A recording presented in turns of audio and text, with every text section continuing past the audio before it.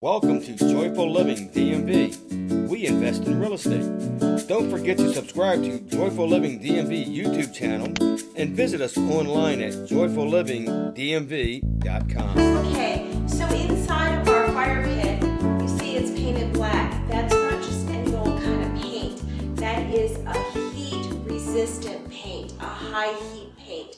So when we spray paint, we use spray paint.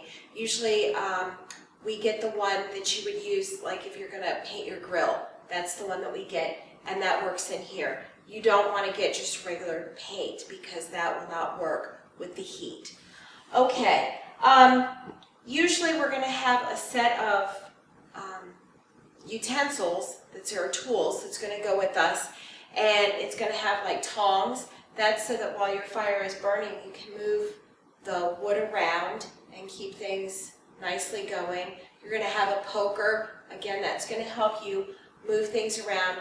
Some of the sets have a broom and like a little shovel, and those are used for cleanup. So let's talk about when we're going to use our flue, when we're going to close the flue, and when we're going to clean up. So before you get ready to start your fire, you're going to open your flue. Make sure that it's open so that the smoke can easily go out the chimney. You don't want that to stay in your house, because if that stays in the house, it's going to cause smoke damage, and more importantly, you don't want to breathe that in because that can cause issues with people's lungs. You don't want to cause that kind of issue. So make sure that you open the flue before you start your fire. Once you've decided you're done with your fire for the night, you're going to leave that flue open because you might be done with your fire, but your fire is probably not quite finished. So leave that flue open so that that smoke can continue to go out.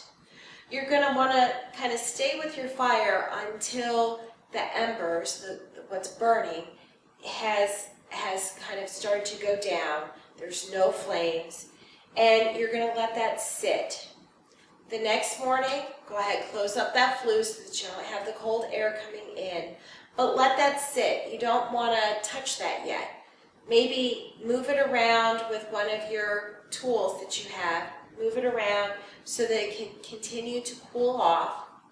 And then maybe 24 hours, 48 hours later, go ahead and get a metal bucket that you can put those ashes in.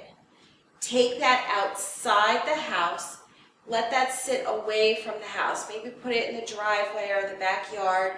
Let it sit outside for a day or so. Let that finish cooling down before you decide to do anything else. So having a fire isn't just a quick thing. Once that's sat outside for a day or so, then you're ready to dispose of those ashes. So how could you dispose of them? One, you can put them out in your garden, not in your grass, in the garden. That will help build up your dirt and make it better for your plants. Or you can go ahead and put that in your regular trash and put it out to the curb. You can put it in with your lawn trash too, whatever you have. But it's most important that you give those ashes time to cool, stop burning, and be safe before you do anything with them. Okay? So those are our tips on having a fire in your fireplace and being safe. Have a good day. Thank you for watching. We ask that you subscribe to our YouTube channel, Joyful Living DMV, to automatically see our latest videos.